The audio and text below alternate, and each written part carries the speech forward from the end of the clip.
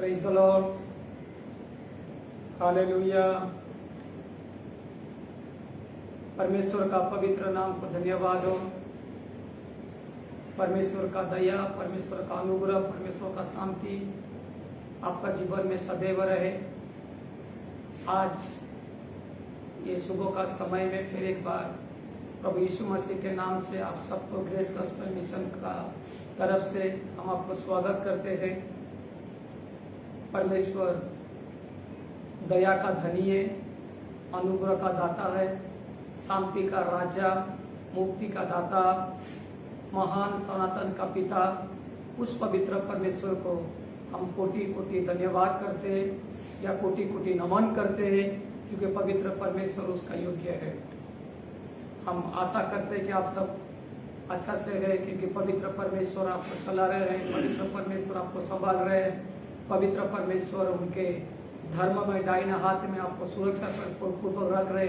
इसलिए पवित्र परमेश्वर नाम को धन्यवाद करता हूँ। और आज ये मौका जो प्रभु ने दिया है, क्योंकि अभी तक लॉकडाउन है, हम एक साथ में इकट्ठा मिल नहीं पाते हैं, मिलकर हम प्रभु की आराधना नहीं कर पाते हैं, लेकिन ये जो टेक्नोलॉजी है, ये टेक्नोलॉजी के लिए भी प्रभु को धन्यवाद करना चाहिए कि पवित्र परमेश्वर इस टेक्नोलॉजी के द्वारा हमें मिला मुलाकात करने देते हैं, इस टेक्नोलॉजी के द्वारा प्रभु का वचन को प्रचार करने के लिए मदद करते हैं। इसलिए पवित्र परमेश्वर नाम को धन्यवाद करते हैं।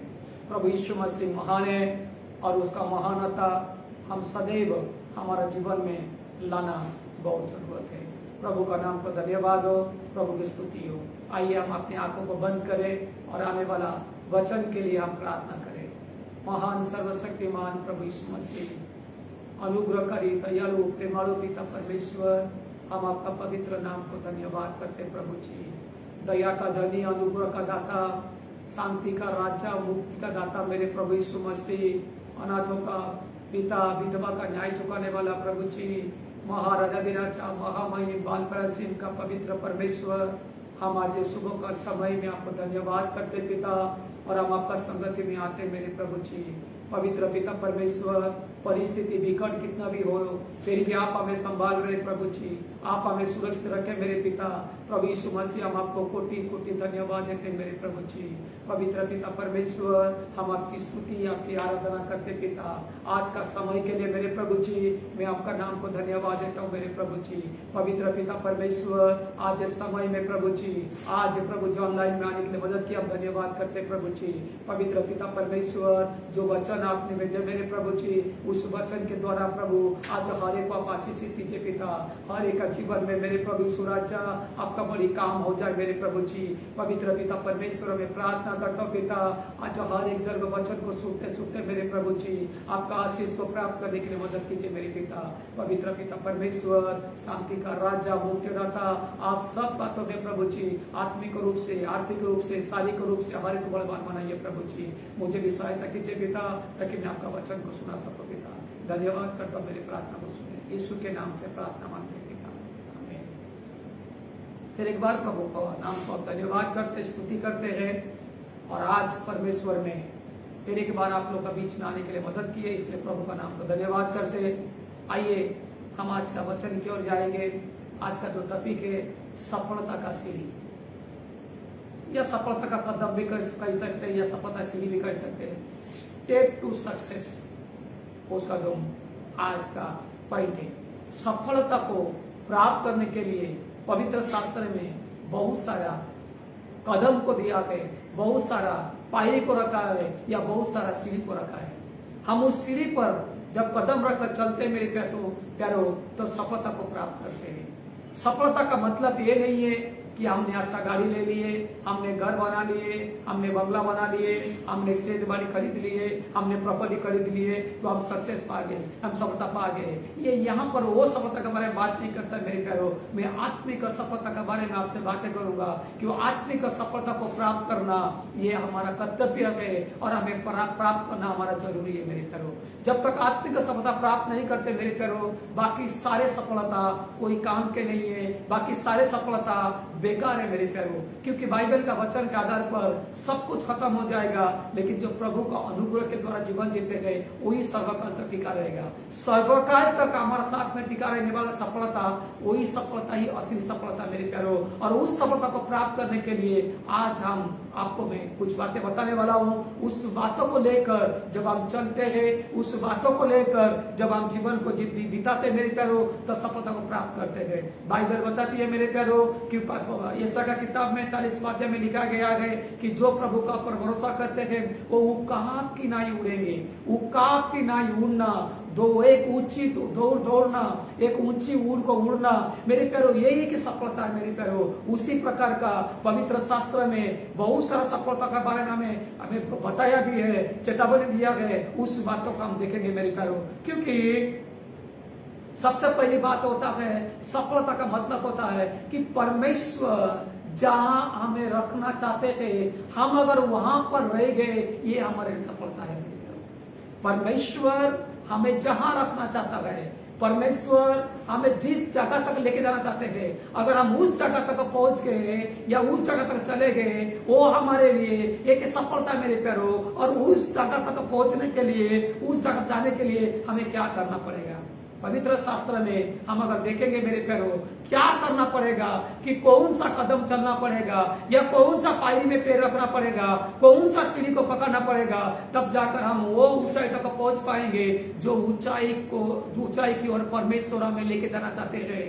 क्योंकि हमारा अंदर यही सोच होना चाहिए कि हम जहां चाहते हैं हम वहां नहीं, लेकिन परमेश्वर हमें जहां लेके जाना चाहते हैं हम वहां पर जाना हमारे लिए जरूरी है। आज मैं एक व्यक्ति के बारे में बताऊंगा, जो व्यक्ति के बारे में आपने सुने हैं, बहुत बार सुने हैं, या प्रचार भी किए होंगे या बहुत बार पढ़े होंगे, परंतु उस व्यक्ति के बारे में आज मैं बताऊंगा किस प्रकार का वो उस मुकाम तक पहुंच पाया जिस मुकाम तक उसको प्रभु लेके जाना चाहते थे, किस प्रकार का वो उस जगह तक पहुंच पाया जो जगह तक उसको परमेश्वर लेकर जाना चाहते थे। सबसे पहली बात हम देखते हैं मेरे प्यारो, उत्पत्ति किताब 37 अध्याय का 37 का 5वां वचन में बात करने वाला हूँ यूसुफ के बारे में। ये वचन को सुनते ही आपको पता चल गया होगा कि मैं यूसुफ के बारे में बातें करने वाला हूँ। किस प्रकार का यूसुफ उस मुकाम तक पहुंचा, किस प्रकार का यूसुफ वो मंजिल तक पहुंचा, वो मैं आपको बताने वाला हूँ मेरे प्यारो। सबसे पहली बात है, हम देखेंगे कि 37 अध्याय का 5वां वचन में,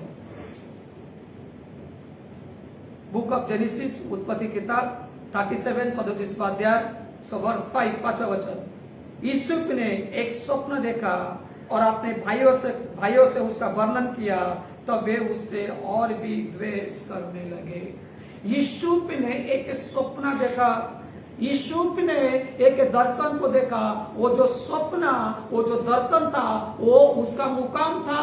वो जो स्वप्न था, वो जो दर्शन था, वो उसका मंजिल था, जो परमेश्वर उसको जहां तक लेके जाने वाले हैं, कि परमेश्वर भविष्य में उसके जीवन में क्या करने वाले हैं, वो बातें बताने के लिए परमेश्वर ने यूसुफ को दर्शन दिए या यूसुफ ने स्वप्न देखा।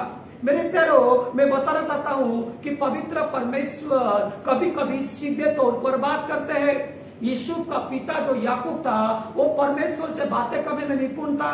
यूसुफ का पिता जो याकूब था, वो प्रभु का दर्शन देखने में निपुण था।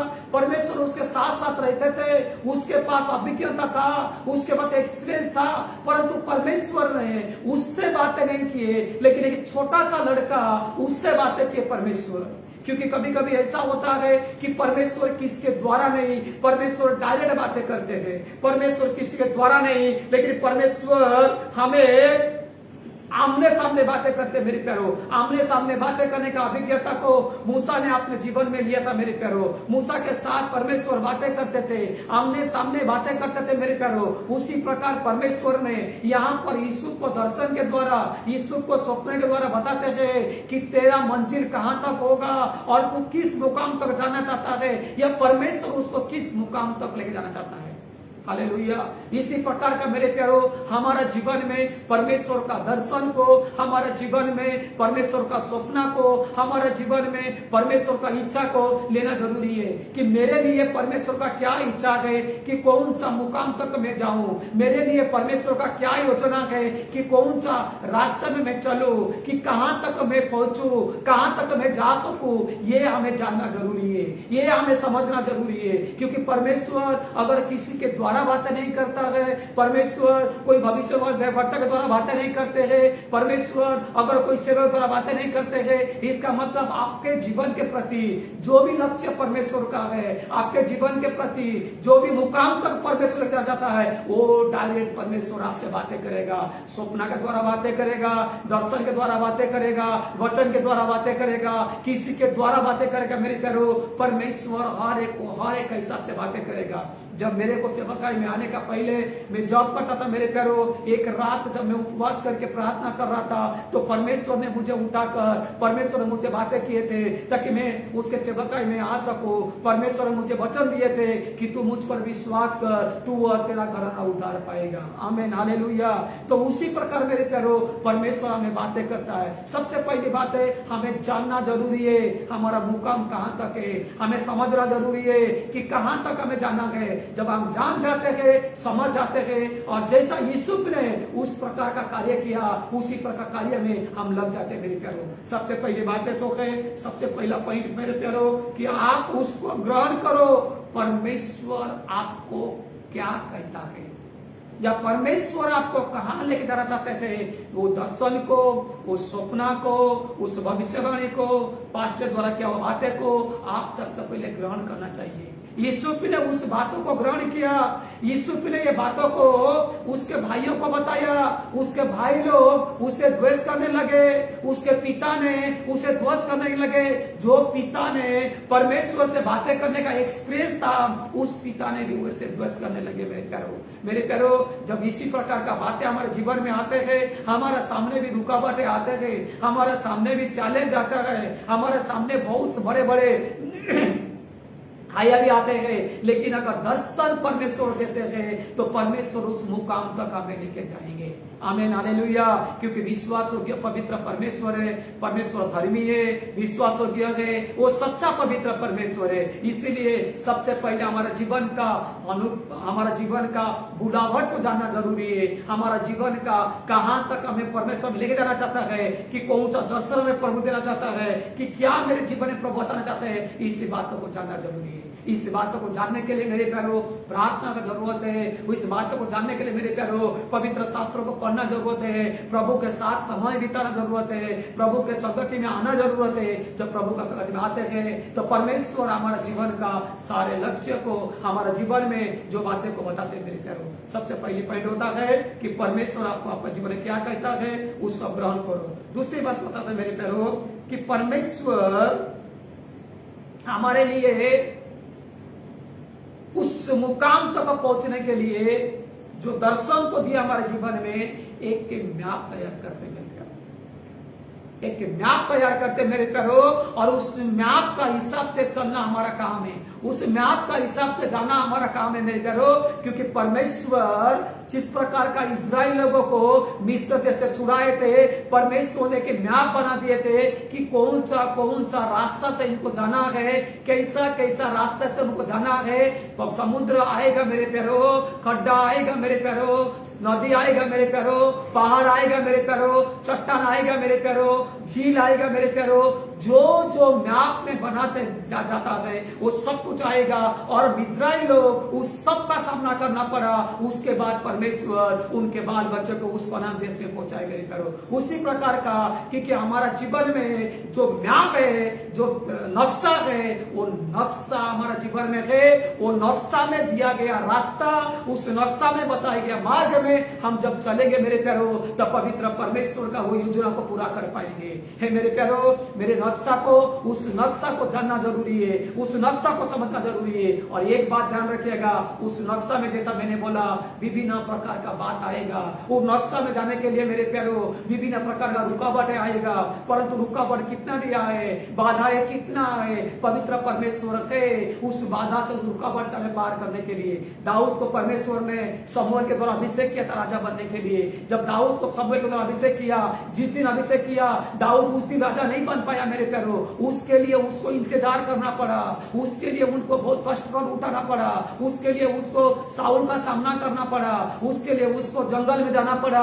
जंगल में रहना पड़ा। विभिन्न प्रकार का परिस्थितियां उसके सामने आया मेरे प्यारो, विभिन्न प्रकार का रुकावट उसके सामने आया मेरे प्यारो। लेकिन जो भी परिस्थिति आया, जो रुकावट आया, लेकिन परमेश्वर ने जो दर्शन उसको दिया था, परमेश्वर उसका जीवन में जो राजा बनने का चुनौती उसको दिए थे मेरे प्यारो, उस लास्ट में वो राजा बन पाया। सब दाऊद ने राजभवन में जाने के लिए लालसा करता था, उस राजभवन का बाहर वो हमेशा इंतजार करता था मेरे प्यारो। परंतु समय आया जो साउल ने उसको राजभवन का अंदर बुलाया मेरे प्यारो, ताकि वो बिना बजाए जिसके द्वारा साउल को जो सताने वाला आत्मा दूर हो सके मेरे प्यारो। इसी प्रकार का हमारा जीवन में एक रोड मैप है, एक मैप है मेरे प्यारो। उस मैप को, उस नक्शा को समझना जरूरत है मेरे प्यारो। हे मेरे प्यारो, उस नक्शा में कुछ भी आ सकता है। उस नक्शा में समुद्र आएंगे, उस नक्शा में पहाड़ आएगा, उस नक्शा में नदियां आएंगे, उस नक्शा में विभिन्न प्रकार का बातें आएगा जो हमको लगता है कि ये रुकावट है। लेकिन मेरे प्यारो, समुद्र, लाल समुद्र पहले आया था, परमेश्वर ने समुद्र को दूर कर दिए थे।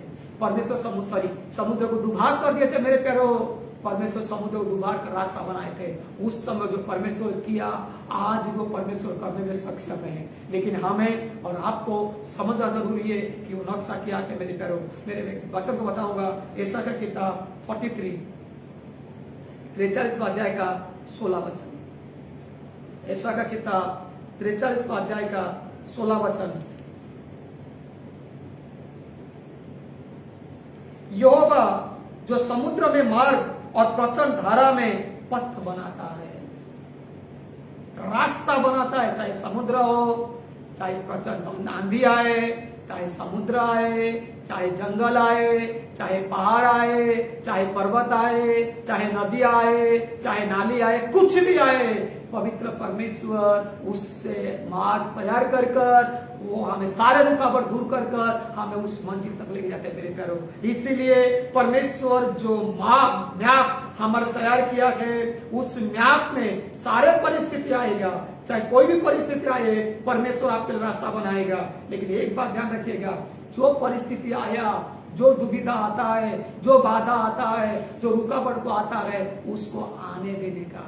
हम ये नहीं कह सकते कि परमेश्वर मेरे सामने कोई रुकावट नहीं आना चाहिए, मेरे साथ कोई बाधा आना चाहिए, नहीं आना चाहिए। ऐसा करने से नहीं होगा, क्योंकि पवित्र परमेश्वर अगर योजना को बनाया है, उस योजना हमारे पूरा आना जरूरत है। यूसुफ ने जो भी रुकावट उसके जीवन में आया, जो भी समस्या उसका जीवन में आया, उस समस्या को आने दिया, उस समस्या को सामना उसने किया, उस समस्या को उसने चुनौती को स्वीकार किया मेरे प्यारो। उसके बाद परमेश्वर उसके लिए रास्ता बनाते गए, उसके बाद परमेश्वर उसके रास्ता बनाते गए मेरे प्यारो। और रास्ता बनाते बनाते उस मुकाम तक को पहुंच गया मेरे प्यारो। जिस मुकाम तक पहुंचने के लिए परमेश्वर उसके रास्ता बनाए थे, वो मैप को परमेश्वर बनाए थे, ताकि उसको भाई लोग को उसके ऊपर दोष करे, भाई लोग उसको खड्डे में डाल दे, उसके बाद बेच दे, पोतीवर का घर पे जाए। उसके बाद भी जो बातें हुआ मैं आपको बताने वाला हूं मेरे प्यारो, वो सारे घटना जो उस समय बीता गए, उसने अपने जीवन में आने दिया, उसने अपने जीवन में लागू होने दिया, तब जाकर वो सब को प्राप्त कर पाया मेरे प्यारो। पहली बात होता है कि परमेश्वर हमारे जीवन के लिए जो हमें कहता है उसको हमें ग्रहण करना है। दूसरी बात मेरे प्यारो, उसको ग्रहण करना है, उसको हमारे सामने रखना है, जो मैप परमेश्वर हमारे तैयार करता है। तीसरी बात मेरे प्यारो, 39वां अध्याय का वचन, उत्पत्ति किताब 39 का 1 और 2 वचन।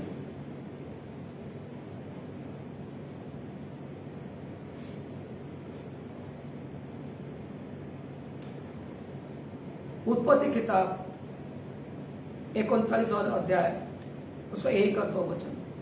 जब यीशु मिस्र में पहुंचा गया, तब पोतीफर नामक एक मिस्री ने, जो फिरौन का हाकिम और अंगरक्षक का प्रधान था, उसको इस्माइलों के हाथ से जो उससे वहां ले गए थे मोल लिया।